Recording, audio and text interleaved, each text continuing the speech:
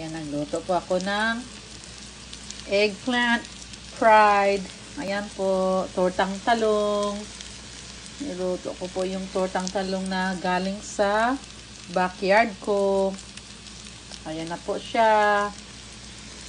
Paborito to ng bunso ko. Ayan. Mukhang masarap, ano?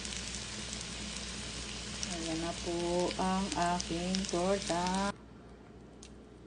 Ito na po yung aking tortang talong na galing sa harvest ko sa aking backyard.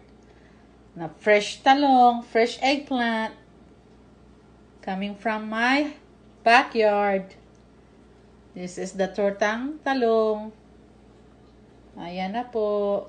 Ginawa ko na po siya kasi request ng aking bunso. Ayan po. Yan.